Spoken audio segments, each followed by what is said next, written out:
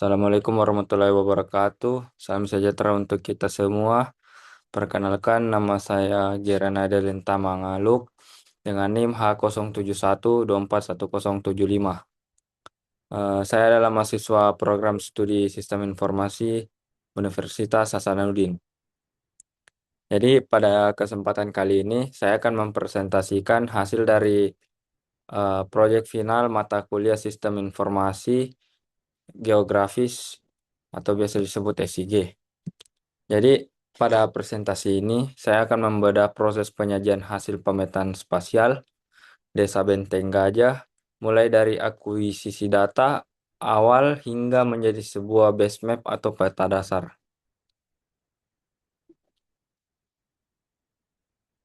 Eh,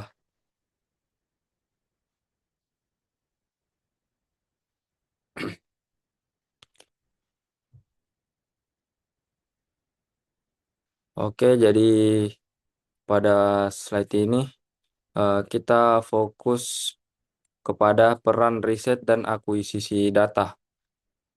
Jadi dalam proyek kolaboratif ini, peran saya berfokus pada fondasi paling awal dari sebuah pemetaan, yaitu riset dan data spasial. Mengapa ini penting? Karena pemetaan yang akurat tidak bisa hanya mengandalkan tarikan garis di aplikasi, melainkan membutuhkan basis data yang valid. Jadi tugas pokok saya itu meliputi 3 hal. Yang pertama itu akuisisi topografi, di mana saya mengunduh dan memproses data model elevasi nasional atau DEMNAS dari portal resmi Badan Informasi Geospasial atau biasa disebut BIG. Kedua, analisis profil, yaitu menyusun profil ekonomi dan pertumbuhan desa berdasarkan data BPS dan Kemendesa.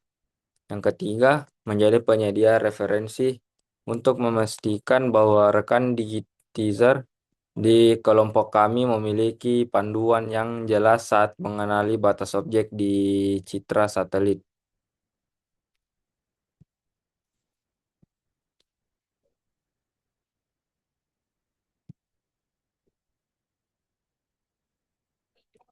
Mari kita mulai dengan profil wilayah objek pemetaan kami. Adalah Desa Benteng Gajah di Kecamatan Tompobulu, Kabupaten Maros. Berdasarkan riset sekunder yang saya lakukan, desa ini berstatus desa berkembang dengan skor IDM 0,6530. Pertumbuhan utamanya didorong oleh sektor agraris. Lalu, apa urgensi dari pemetaan ini? Jadi, tujuan utamanya adalah untuk memvisualisasikan potensi ekonomi tersebut seperti luasnya perkebunan pisang Cavendish sekaligus memetakan tantangan topografinya ke dalam sebuah peta dasar spasial terukur secara matematis.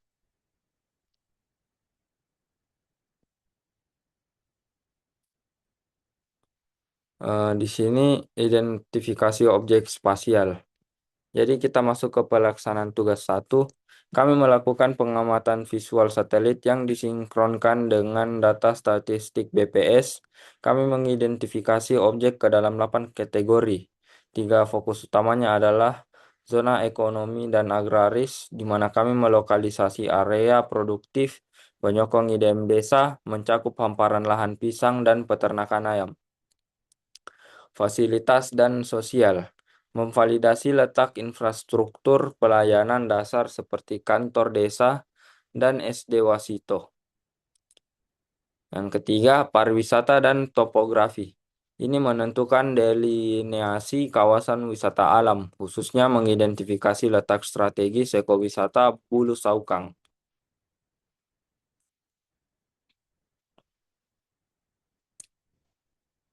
Selanjutnya, akuisisi dan persiapan data. Jadi tahap persiapan data adalah inti dari tupoksi saya. Jadi untuk memastikan akurasi, ada beberapa set data krusial yang harus saya siapkan sebelum dimasukkan ke dalam QGIS. Yang pertama itu citra satelit, resolusi tinggi dari Google Satelit sebagai base map visual utama. Jadi kedua, batas administrasi berupa shape file atau yang bisa disebut SHP yang dikonstruksi. Jadi berdasarkan referensi peta batas resmi. Yang ketiga,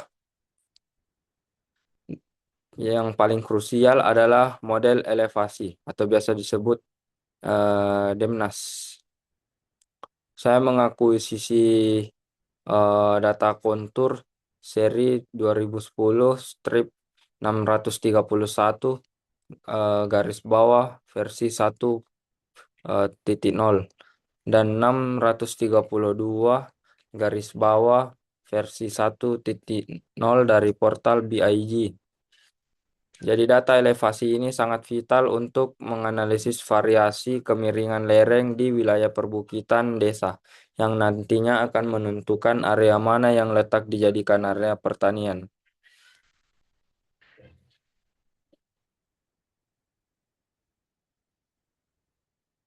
Selanjutnya ada akurasi via geoferensi.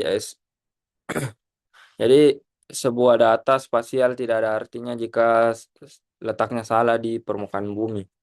Jadi disinilah proses georeferensi dilakukan untuk penguncian spasial agar analisis luasan dan panjang valid secara matematis. Jadi peta harus dikalibrasi. Jadi tim kami memplot 40 titik kartometrik yang disebar di sepanjang batas desa sebagai ground control point.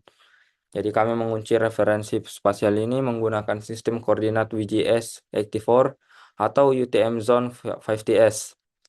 Penggunaan UTM sangat penting karena sistem ini memastikan distorsi jarak sangat minim untuk perhitungan area meter persegi di wilayah Sulawesi.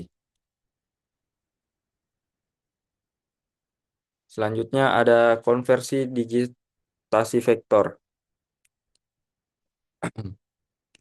Jadi setelah data saya siap dan posisi terkunci, tahap selanjutnya adalah digitasi vektor oleh GIS spesialis. Jadi QGIS membagi objek ke dalam tiga geometri utama, yaitu poligon atau luasan untuk menggambar area tertutup dan menghitung dimensi luas. Jadi kami menggunakannya untuk batas wilayah perumahan dan lahan pisang. Yang kedua ada line atau jaringan. Jadi fungsinya ini untuk menelusuri as garis infrastruktur memanjang seperti jalan poros Benteng Gajah. Terakhir ada point atau lokasi untuk menandai koordinat titik fasilitas seperti vital secara presisi seperti 5 unit masjid dan titik sekolah. Selanjutnya ada manajemen atribut data. Jadi pemetaan ini bukan sekadar menggambar tetapi membangun sebuah database. Jadi disinilah ada atribut tabel yang berperan setiap poligon. Jadi garis dan titik yang dibuat menyimpan informasi di latar belakang. Jadi kami membangun struktur data yang mencakup nama objek, kategori, dan lokasi spesifiknya. Jadi contohnya ini Dusun Baloci. Fungsinya, fungsi dari atribut yang mendetail ini adalah untuk mempermudah pemfilteran informasi dan mengatur klasifikasi warna atau simbologi peta secara otomatis pada tahap akhir.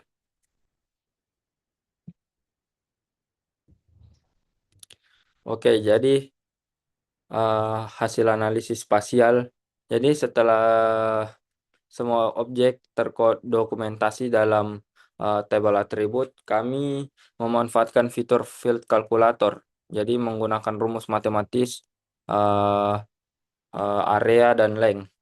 Hasilnya sangat luar biasa karena mengonfirmasi data sekunder BPS yang saya kumpulkan di awal melalui ekstraksi spasial ini. Kami mencatat ada luas total desa 1.112 hektar dengan total panjang jalan 15,2 kilometer serta hektar lahan pisang secara eksklusif sebagai zona lahan pisang ada di angka 5,8 hektar.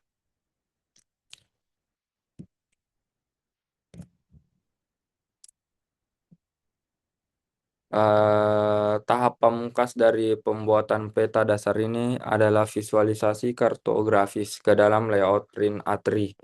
Peta ini disusun dengan memenuhi standarisasi baku pemetaan, meliputi skala 1:7.000, arah utara, sistem referensi, serta legenda warna objek fungsional yang terklasifikasi dan rapi. Satu hal yang paling membedakan peta ini eh, berkat data dari riset awal saya adalah keberhasilan melakukan overlay kontur. Jadi peta ini sangat jelas menampilkan garis topografi elevasi berwarna coklat dari data Demnas yang berintegrasi sempurna dengan poligon tata guna lahan horizontal. Sebagai kesimpulan, peta dasar terpadu Desa Benteng Gajah ini berhasil mempresentasikan kondisi wilayah secara akurat. Integrasi antara luas lahan dengan topografi elevasi menjadikan peta ini instrumen yang andal untuk perencanaan pembangunan desa di masa depan. Secara pribadi, proyek ini memberikan pembelajaran tentang esensi riset dan akuisisi data. Proyek ini membuktikan bahwa kualitas peta sangat bergantung pada validitas riset awal. Pengumpulan data sekunder baik itu Demnas maupun data statistik BPS adalah nyawa yang menentukan sebuah peta bisa dipertanggungjawabkan atau tidak. Sebagai penutup, demikianlah presentasi saya mengenai tahapan penyajian hasil pemetaan spasial Desa Benteng Gajah. Semoga pemaparan ini memberikan manfaat dan wawasan yang jelas. Terima kasih atas perhatian dan waktunya. Wassalamualaikum warahmatullahi wabarakatuh.